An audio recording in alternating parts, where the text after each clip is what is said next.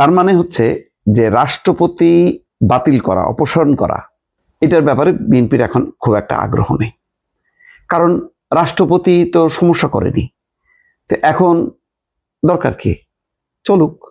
যখন সমস্যা নেই, হয়তো আস্তে ধীরে 1 বছরের জন্য যখন তাকে নিয়োগ দেওয়া হয়েছে, তখন হয়তো 1 বছর পরে চেঞ্জ করতে পারে। এটা একটা মেসেজ, এটা একটা বার্তা হচ্ছে ইউনূস সরকারকে দেখালো যে তুমি বাতিল করছো, আমি কিন্তু আবার বহাল করলাম। তার মানে তোমার সিদ্ধান্ত সঠিক ছিল না। বুঝতে পারলেন? আমি এই জন্যই বললাম যে খবরটা ছোট্ট, কিন্তু এর গুরুত্ব কিন্তু অনেক বড়। এই যে রাষ্ট্রপতি মুখ খুলছেন, এটা কি এমনি এমনি? তিনি জানেন না যে এই মুখ খোলার জন্য তাকে খেসারত দিতে হবে? তিনি এই ঝুঁকিটা নিলেন কেন?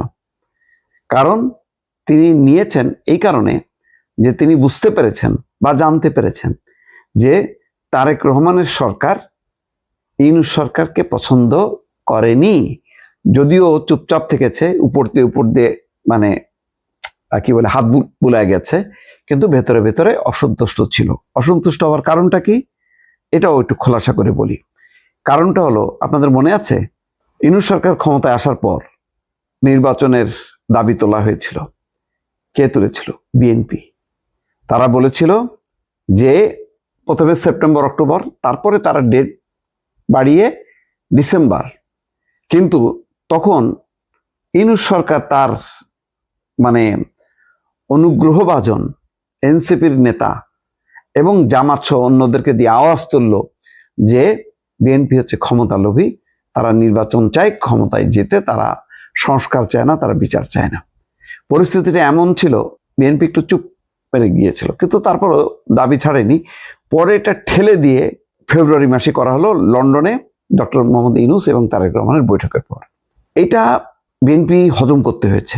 বিএনপি আর ইউনূস সরকার মনে করেছে যে এর মধ্যে নিশ্চয়ই এমন কিছু ঘটনা ঘটবে যেখানে নির্বাচন হয়তো হবে না এবং তার ক্ষমতায় থাকা লম্বা সময় ধরে প্রলম্বিত হবে। কিন্তু পরিস্থিতি যত গড়ালো, আস্তে আস্তে মববাজরা নিয়ন্ত্রণ নিতে লাগলো সরকারের। তখন ইউনূস সাহেব দেখলো যে আমসালা দুটোই যাবে, তখন দ্রুত বেগে যেভাবেই হোক না কেন 12 ফেব্রুয়ারি নির্বাচন করতেই হবে, এমন একটা পরিস্থিতির মধ্যে পড়ে গেল। তার মানে ইচ্ছা ছিল না, পরে পরিস্থিতি ঠেলে দিল যে তাড়াতাড়ি নির্বাচন করে সসম্মানে বেরোতে হবে। এবং এই কারণে ডক্টর মোহাম্মদ ইউনূসকে কিন্তু পালাইতে হয়নি, তিনি গ্রামীণ সেন্টারে যে আবার অন্তত যোগ দিতে পেরেছে। কিন্তু ইউনূস সরকার তো কিছু প্রতিহিংসার চরিতার্থ করেছে। এই যে রাষ্ট্রপতি মুখ খুললেন, তাকে জাতীয় ঈদগাহে পর্যন্ত নামাজ পড়তে যেতে দেওয়া হয়নি, অথচ ডক্টর মোহাম্মদ ইউনূস গেছেন, রাষ্ট্রপতি যেতে পারেননি। রাষ্ট্রপতি বিদেশে কসোভো এবং কাতার অন্তত 2টা তার আমন্ত্রণ ছিল, রাষ্ট্রপ্রধান হিসেবে যেতে দেওয়া হয়নি। তার সমাবর্তন অনুষ্ঠান বিশ্ববিদ্যালয়ের, তিনি আচার্য হিসেবে যাওয়ার অধিকার রাখেন, তাকে যেতে দেওয়া হয়নি। ডক্টর মোহাম্মদ ইউনূস বিদেশে গেছেন বারবার, কিন্তু ফিরে এসে একবারও রাষ্ট্রপতির সাথে সাক্ষাৎ করেননি রীতি অনুযায়ী। তার মানে তিনি ভায়োলেট করেছেন। তো সব মিলে এই কথাগুলো যে এখন আমরা জানতে পারছি, কার কারণে? রাষ্ট্রপতি শাহাবুদ্দিন মুখ খোলার কারণে। তো ফলে তিনি যে এখন মুখ খুললেন, কই ডক্টর মোহাম্মদ ইউনূসের সময় তো মুখ খোলেননি, 1 বা 2বার খুলেছেন। যেমন ধরেন ওই যে তিনি বলেছেন যে নির্বাচিত সরকার আসার সাথে সাথেই তিনি চলে যাবেন, এই কথা বলেছেন বিদেশি গণমাধ্যমকে। আর একটা বলেছেন যে তাকে অপমান করা হয়েছে, রাষ্ট্রপতির ছবি কেন বিদেশি মিশনগুলো থেকে 1 রাতের মধ্যে নামানো হলো।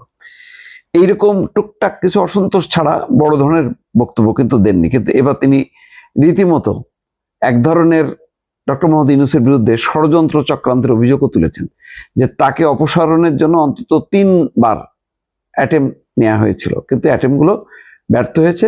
বিএনপি শীর্ষ নেতৃত্ব, সামরিক শীর্ষ নেতৃত্ব এবং বিদেশি মিশনের কর্মকর্তারা সেটা চাননি বলে। তো এখন এই অবস্থায় এই যে সরওয়ার আলমকে 1 বছর মেয়াদে সচিব পদমর্যাদায় চুক্তিভিত্তিক নিয়োগ দেওয়া হলো, এবং সরওয়ার আলম কিন্তু উপপ্রেস সচিব ছিলেন। তার মানে বেগম খালেদা জিয়ার, প্রয়াত প্রধানমন্ত্রী বেগম খালেদা জিয়ার উপপ্রেস সচিব ছিলেন সরওয়ার আলম, তাকেই নিয়োগ দেওয়া হলো।